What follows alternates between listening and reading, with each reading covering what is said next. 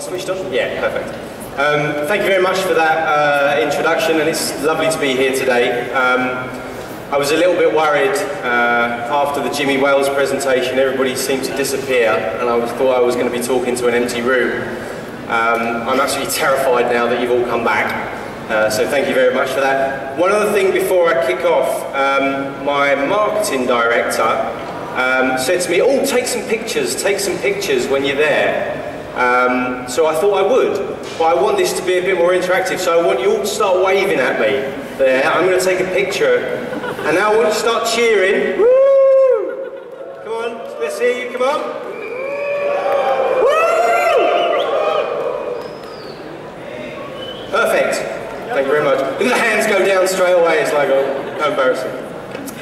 Okay, I'd like to start my presentation today by showing you a short video that gives you some background information about Inmobi's journey from our humble beginnings in a Bangalore coffee shop to an organisation now which has about 800 people working across the globe. So let's see if this works.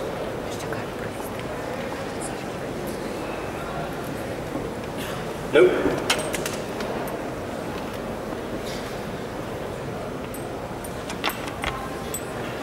Perfect. Okay, just imagine you've seen an awesome video. Excellent.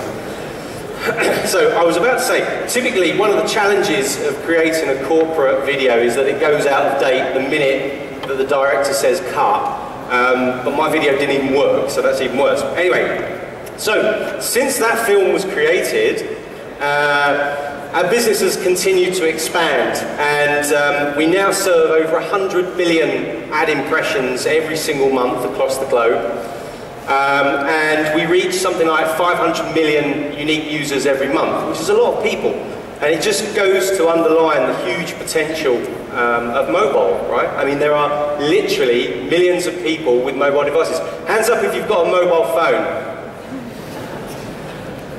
Anybody not got a hand up? Hands up if you've got 2 mobile phones. Hands up if you've got 3. There's one guy over there. Get a life. Find something else to do. These are also statistics which have prompted venture capitalists like Kleiner Perkins and Sherpalo and the Japanese telecommunications company SoftBank to invest over $200 million in our company, which is awesome. So there's a lot of people here, but I think tonight, if you're still around, the drinks are on me, okay? I've got lots of money to spend. Our organisation reaches over 40% of all of the consumers worldwide who access the internet on their mobile phones. Our largest territory is APAC, which is obviously where we've come from. And Europe and the Middle East represents our second largest region. So we're an interesting company because unlike a lot of companies that start off in North America, come across to the UK, sort of get stuck in the UK because they can't speak French or German and decide not to go any further, we're actually going in the opposite direction. We started off in the emerging markets and we're moving back in the other direction. And the last 2 years have been really successful for us in winning a number of awards, both for the ad serving technology which we run, but also for a lot of the campaigns that we do, and we've got some examples of that coming up in a minute. In addition to that, we've harnessed the collective power of our network to provide research and insights to lots of leading newspapers. So basically what we do is we look at this enormous network of ours and we cut it into different chunks, and we provide people with all the information that they need to know about trends which are emerging in the mobile space.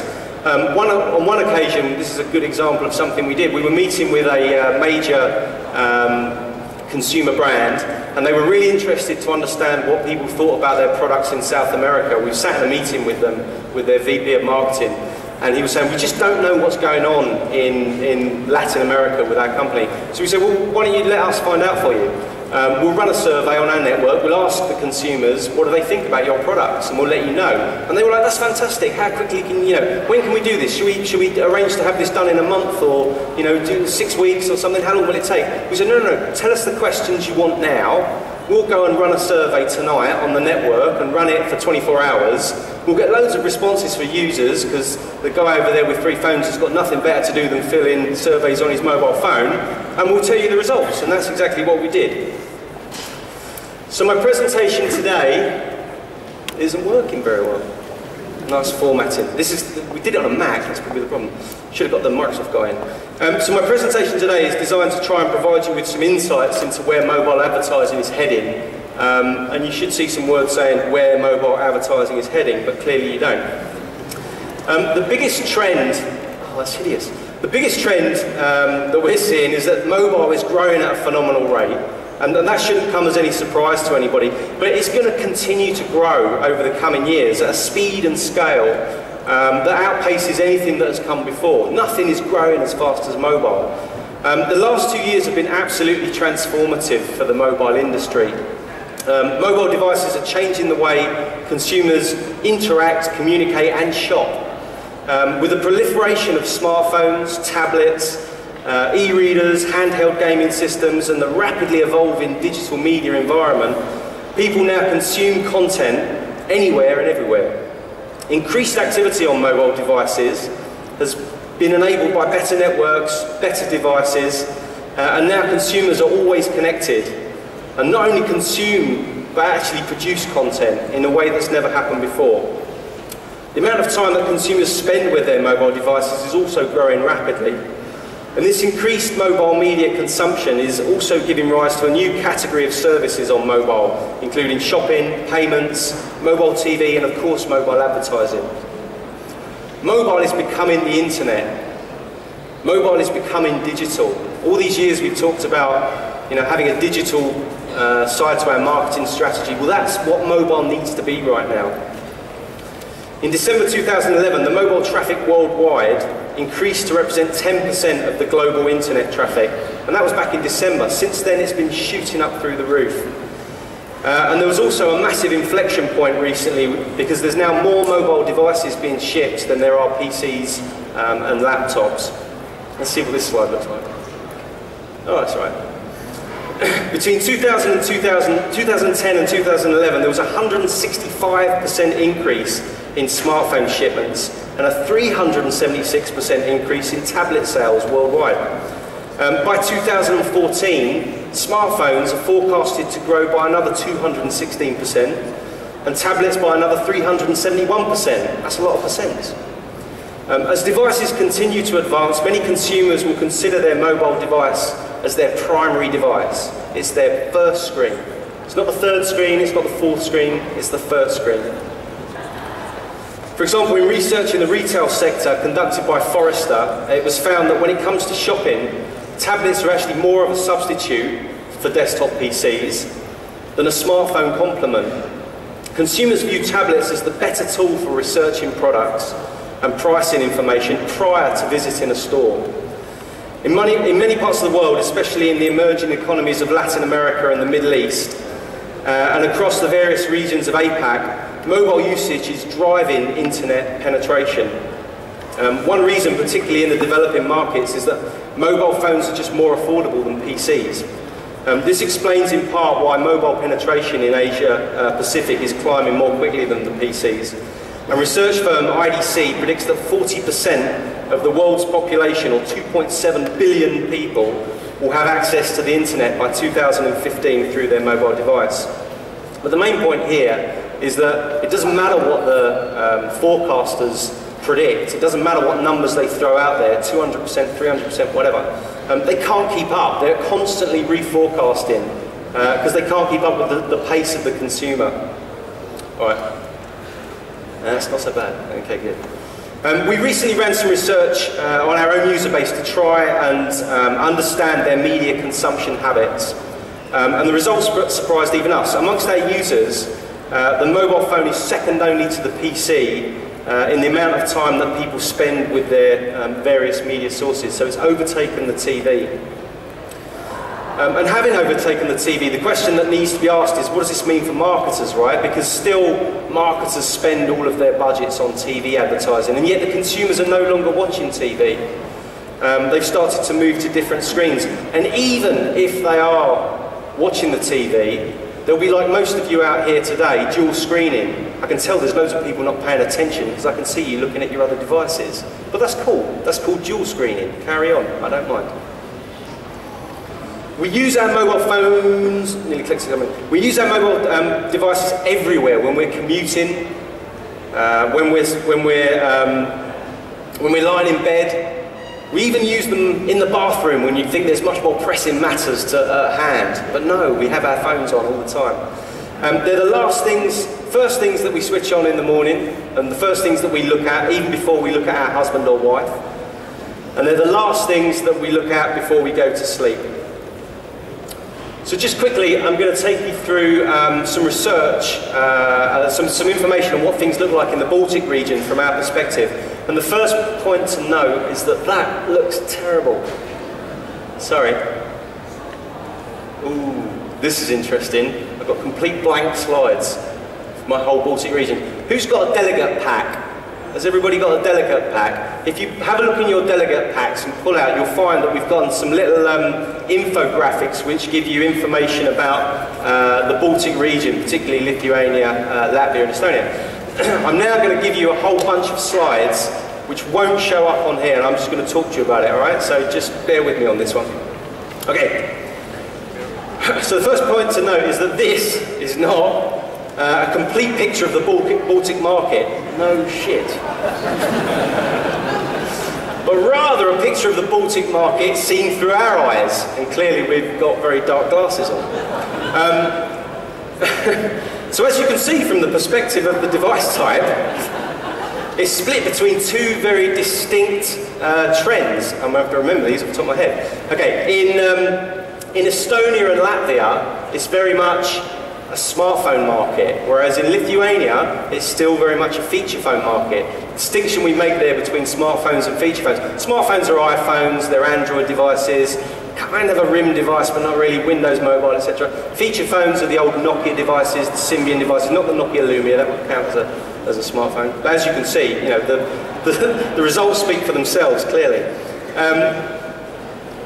Alright, 54% app growth. Alright. I'm going to wing this, in case you hadn't realised. What can be assumed from these findings is that Lithuania is only going to move one way, right? It's only going to become a smartphone market. Nobody's going backwards, nobody's getting feature phones and going backwards. Everybody's moving to a smartphone. The reason why smartphones don't necessarily have complete penetration everywhere is generally one of price. They tend to be too expensive for people until the lower cost devices come in, or it's down to the data packages which the operators put into place. However, when you look at the type of content that people are consuming from these slides, let's see if another one, completely white. See where we get to before we actually, alright, I've got a marker now, let me go back to this slide, which is my favourite of the whole presentation. In Latvia, we're seeing a strong growth in app traffic. And this is the question which often dominates the mind of any company which is beginning to embark on a mobile strategy. It's, should you develop applications or should you build a mobile website? And the answer to this question is kind of a combination between research, good solid data, and also basic common sense, right? If you operate a business which can benefit from an application strategy, and you're in a market which has, like these ones, you know, a very strong smartphone penetration, then it might make sense to develop just for one platform. But if you want to reach as broad an audience as possible, then a mobile website is still probably the best way to go to start off with. Do you know what? I'm going to skip the rest of these ones because they're not going to do it for me. So now, I'd like to look at the way that mobile is affecting the usage behaviour of consumers. I think the rise of the app culture has caught a lot of people by surprise. Despite the fact that it's costly to have to develop apps for mobile, for multiple platforms rather than just creating it once for mobile web, the additional functionality and control that an app provides, alongside the positive monetization models, has led to the creation of millions upon millions of apps in the years since the launch of the iPhone. And with these apps has come a variety of business models. There's of course micropayments, paid for apps, which apply when a product is so desirable that people are actually prepared to click on the iTunes store and buy something. And then there's also been a proliferation of in-app business models. You have the freemium model, where you receive the core functionality of the app and a certain amount of the content, but if you want to get more of the content, then you have to pay. There's the on-demand content and in-app purchasing, where as you complete a certain level of the game, or once you've reached a certain section of the content, you have to pay for additional models. And all of these models, when they're tied to a really slick and secure payment gathering model like iTunes or operator billing, has led to an ecosystem where consumers are really comfortable in paying for things on their mobile phones. But for publishers, where they're creating content which is highly commoditized, then such as news organizations or social networks, then the mobile advertising model is absolutely the right way to go. Okay. I'm completely lost. Okay. So,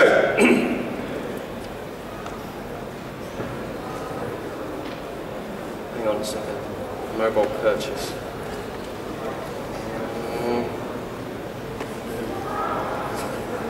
This is the worst presentation you've ever seen, isn't it? Come on, feel for me, feel for me. Okay, so let's talk about mobile advertising. Well, there's no point, we can't actually see it. Okay, so let's talk about mobile advertising. When compared to online advertising, mobile has been shown to be more effective than any of its online counterparts across all of the key marketing metrics, as you can see.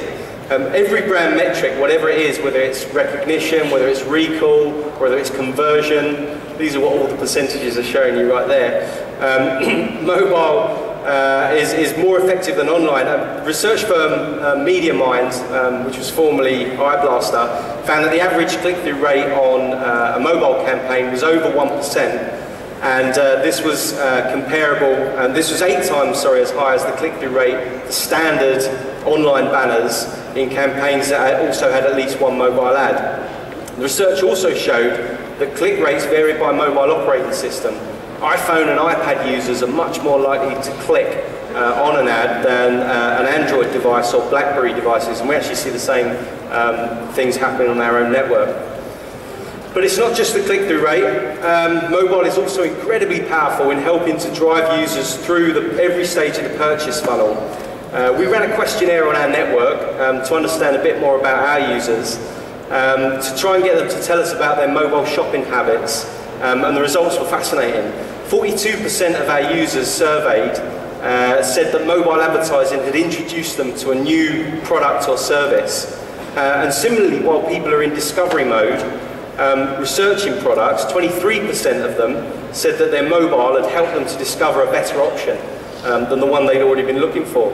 So for instance, if they were in store looking at an item, they'd use their mobile device to see if they could get better pricing or better availability from a different store or online. 26% of the people surveyed told us that they used their mobile to find a product or service that was nearby to them. And this is geolocation functionality, something which all of the other traditional marketing channels just can't match. What's also interesting is when you apply these questions to tablet users only, then the results are even more emphasised. 50% of tablet owners shop on their device at least once a week, and 12% shop on it every day. Okay, this is a picture of a shopping bag. Right, when you look at what people are doing actually inside the store itself, the mobile is becoming an increasingly important real-world shopping tool. So much so that Marks and Spencer's, which is a department store in the UK, have actually started to provide Wi-Fi access within their stores because they know that people are using their mobiles as a shopping assistant, and they know that the network operator signal doesn't penetrate some of their larger stores. So they're giving people free Wi-Fi so that they can scan barcodes, so that they can do price comparisons, get better offers using their device right there in the store. Consumers are using their mobile device to get more information about the products that they're looking for, as well as searching for the best and the closest deals. They're taking pictures, comparing prices, looking for directions, scanning codes, and the mobile, as I say, has become their personal shopping assistant. Every time I click this clicker, I'm terrified. Okay. Inmobi's research shows that mobile web users around the world are highly receptive to and actively use mobile ads to help them find new information and assist them throughout the shopping process. As a result, the mobile has changed the path to purchase from a set of sequential activities. For example, traditionally what people would do is they would do their research, they would look online, they'd make their decisions, then they'd go to the store and they'd make their purchase. That whole process has become jumbled up by mobile now. Mobile commerce is also gaining momentum. Over half of mobile web users have already used m-commerce. And mobile web users are purchasing both digital and also physical goods and services. Looking at our global consumption research, 53% of mobile web users have made a transaction on mobile. And in addition, the Inmobi Consumer Perspective on Mobile Shopping study found that 58% of UK mobile web users had actually purchased digital or physical goods on their device. That's supposed to be moving, never mind. With all the power of HTML5 and rich media, as you can see from the screen, to make the most of your campaign, you need to optimize based on all of the data collated and take these learnings and apply them to future campaigns. Is there a part of the creative which works better for you?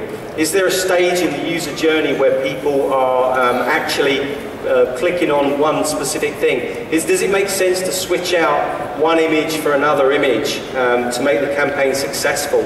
All of the aspects of the creative can be tracked and analysed to see how they work in the overall campaign.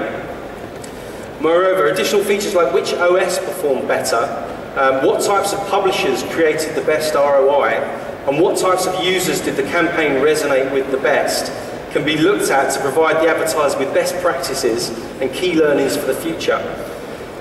By building up your understanding of your key consumers, the types of creative that work best with them, you can start to build up a library of knowledge as to which campaigns work best and why that is.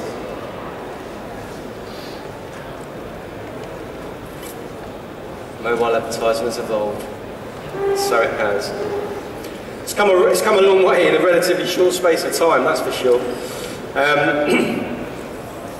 One of the great benefits of mobile advertising is the ability to target based around various different types of targeting segment. One of the things which is significantly different about the mobile in comparison with PC web advertising is you actually care about what operating system or what device people are using. If you're running a banner campaign online, you don't care whether somebody's connecting on a Dell, on an Apple, on a Lenovo. A user is a user is a user to you. But on mobile, different device types are significantly have different consumers using those types of devices. So we absolutely care about whether we're serving an ad up on an iPhone 4S because we know that that type of user is probably a high-end user, or a Samsung Galaxy 3, whereas if somebody's connecting on a Nokia 6110, they need shooting and buying a new phone, but they're possibly a different type of individual that you want to run a different type of campaign for. You can target by location, you can target by industry segment. Time of day, day parting is incredibly important. People use their devices in various different modes.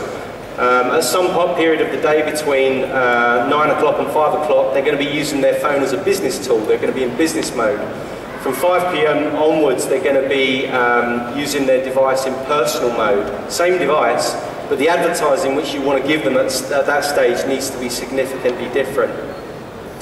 And all of these types of personalised targeting parameters are available on the mobile platform, unique to the mobile platform, and a combination which no other marketing channel can match. And as long as the advertising is relevant and well targeted to the users, then as we've already seen from our own research, they are more than happy to have good advertising on their device. Okay. So let's now turn our attention to the example on screen. Alright, this is really irritating because this is so cool. I'm going to tell you what happens, right? I might as well just give up the presentation clicker. So what happens in this one, right? The screen starts blank.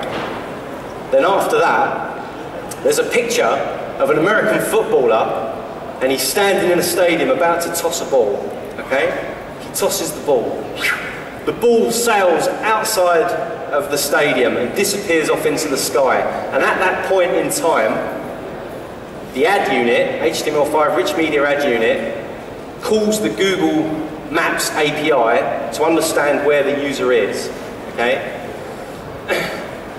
The ball travels up out of the clouds and starts to descend down into a map which is getting closer and closer and closer to the location of that user. And as the ball descends right down to the bottom, another American footballer jumps up and catches the ball.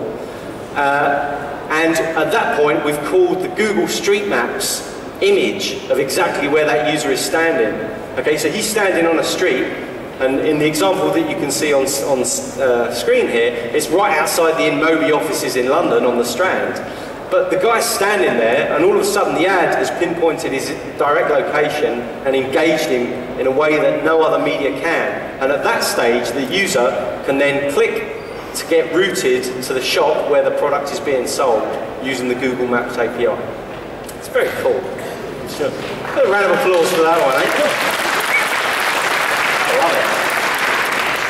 Holy cow, this is going to go down in history. Okay.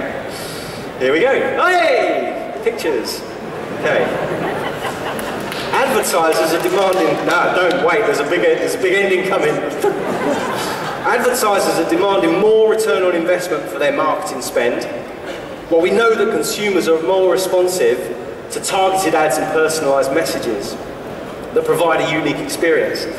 So, innovative, interactive ad formats, the devices that consumers use, information provided by publishers and third-party data are only a few sources of the information that is available to help target and message ads to consumers.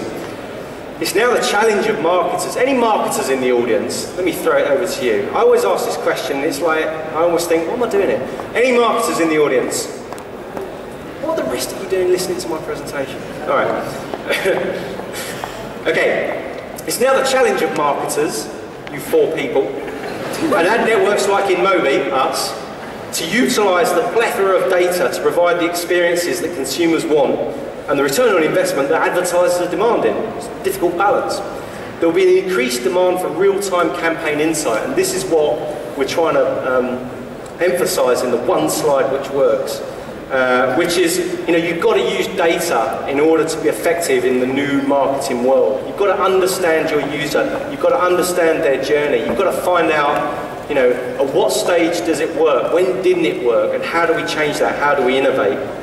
The key to unlocking all of this is a terrible slide that looks horrible again, but it's Rich Media HTML5. We were so excited about Rich Media HTML5 that once we got our $200 million from SoftBank, we ran straight out and spent a whole bunch of it on an HTML5 authoring platform which enables advertisers, agencies to create these incredibly immersive rich media campaigns without the need of coding and hiring Java developers on day rates. They just use it as a combination between PowerPoint and Photoshop to create these incredible rich media ads like the Super Bowl one that I showed you earlier.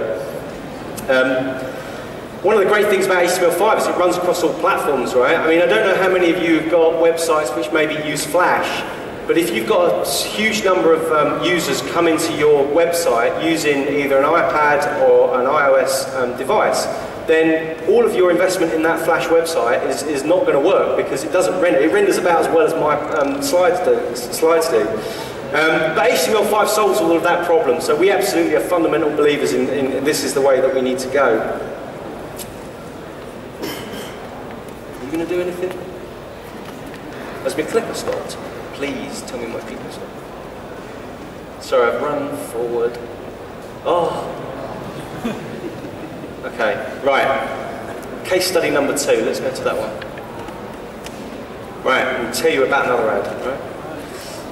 This is a really cool ad. We ran this one for Ford. Anybody tell me how much time I've got? I have no idea about time now.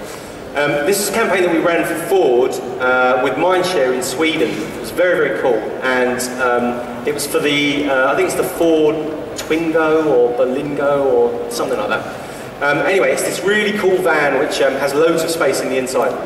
So what happened was, you tap the banner ad on the top, and an expandable comes down, taking over the whole of the screen.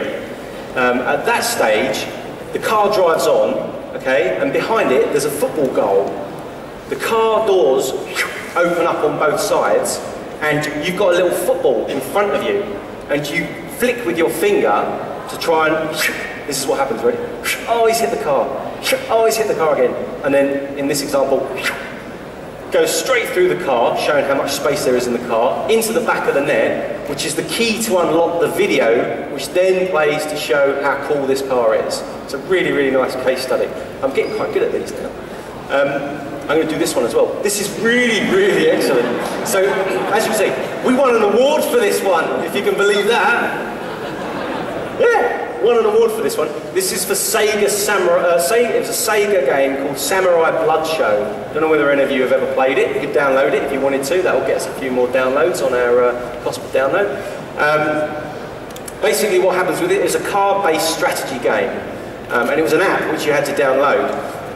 And so what we did with HTML5 functionality using our Sprout Builder, we created an entire level of the game actually in the ad. So you clicked on the banner, it expanded to the entire screen, and it's like a card-based strategy game. So you have all of your warriors, and you have an enemy that's coming towards you, and you have to put your warriors into certain places to defeat the enemy. And if you do successfully defeat the enemy, because you've used the game correctly and you've worked your strategy out, it says, congratulations, you're victorious. And if you haven't, it says, unlucky, why don't you try again and see if you're better next time. But the whole point of it is, we're actually taking an entire level of the game and building it into the ad. Okay, so users not only get a chance to see this game which they think they might want to download, but they also get a chance to actually try out the game mechanics and understand whether they're going to like it before they actually go ahead and buy it. It's very cool. We'll have to try and make some of this available to you guys. Go onto our website and you can download all these case studies. They're really cool. Inmobi.com. I mentioned this point before, and I'm just going to come back to it. How badly is that rendered? That N is just hideous. Televisio versus mobile. This is the point that I want to make to everybody in the audience, right? The consumers are so fast in the mobile world. They move so much more quickly than we do. They move faster than the marketers can keep up with. Marketers are always thinking, do what we did last time. Don't make mistakes. The agencies are thinking, don't get fired by the consumer, by our brand. Do what we did last time because it worked. But if last time it was all about just spending lots of money on television, you're out of date, mate. The consumers are gone. They've gone over here. They're starting to use their devices more than they're using television. There's a massive discrepancy between the amount of money that's being spent on television and the amount of money that's being spent on mobile right now. And yet, consumers are using their mobile devices more than they're using television. And even if they are watching TV, they're like my kids, right? We sit in the house watching television at night, and I'm sat there with my iPhone, planning my next presentation. My wife's sitting there with her iPad, shopping, because she can't help herself, she loves it. My kids are playing either on their PSP PlayStation or their BlackBerry Messenger in each other, or they're using the iPhone that I've given to my daughter because I had to get the iPhone 4S, which meant she could have the iPhone 3. And we're sitting there and we're all playing, and something will happen on the telly and we'll all go, oh right, yeah. And then we're back down here on our devices. The ad breaks come on and we're all like, oh, you've got to get your ad down here. If you're running a campaign up here, get it down here as well, because otherwise you're missing the consumer. This is really cool, this one, right? Demo number 4. So this is cool, right? This was National Geographic, and it was this like shark attack film, and it was all about these problems with how people survive shark attacks. And what you had to do is you have to wave your little mobile phone, and you actually get an ad which was day-parted to run at the same time as this show. And it's got a little game in it, again, built in HTML5 in our platform. It's got a little game where the shark is coming at you. It's just coming at the screen at you. And you have to hit it in the eyes and hit it in the gills and just try and use all the techniques that you've learned through the program in order to fend off these sharks. Really cool, I loved it. So, in summary, never hire Inmobi to do your PowerPoint presentations. Fact. Number one. In fact, I'll leave it there. No. In summary, the growth of mobile is enormous, right? We have to be in step with this. We have to be moving forward with it. Because if you're not, you're going to be left behind, and your competitors are going to be all over that audience. The users are using mobile devices in ways that none of us can imagine. They're the ones that are pushing the forefront of all of these developments in mobile. They're the ones that are creating the content nowadays. It's no longer broadcast. It's them sending stuff back up to us. And we need, as marketers and as agencies, to be absolutely in tune with what's happening there. Mobile is going to be all about m-commerce. Users are using their devices as personal shopping tools. Shopping assistants in order to help them make good purchasing decisions when they're right there in the store. And you've got to use data. There's so much data available. There's so many ways to understand what does work, what doesn't work. You have to be using data in your planning processes. And if you're not, you're going to be left behind, but you're going to miss what the big opportunities are. Okay, you're going to miss what people are doing. You have to be experimenting now. You can't just wait and say next year is going to be the year of mobile. Okay, I know we've said next year is going to be the year of mobile. I've been saying that for 10 years. 1 year I'll be right, but we are getting to that stage where it's kind of like it might have been last year was the year of mobile, and next year is like the year of even more mobile. So you've got to be on top of that. And with that hideous disaster of a presentation, and I've tap danced. I can tap dance as well now for you. I'm now going to say thank you very much and open it up to some excellent questions. Thank you.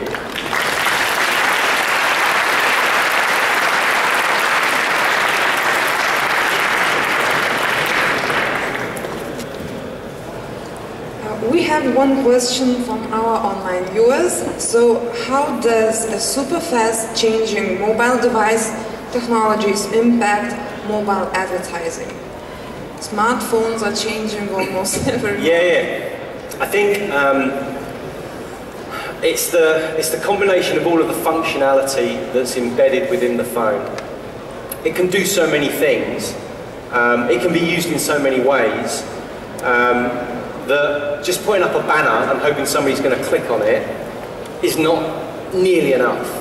You've got to be using all of the different aspects of the phone, the accelerometer which moves as you tilt it, the finger usage, the way people interact with the device itself. Your advertising's got to do the same thing. You can't just take HTML5 from the web and just drop it down onto the device, because as we saw from the previous presentation, the mouse is dead, right? And so everything, you used to use a mouse when you did HTML5 on a PC, but now you're using your finger to move around on the device, so it's completely different.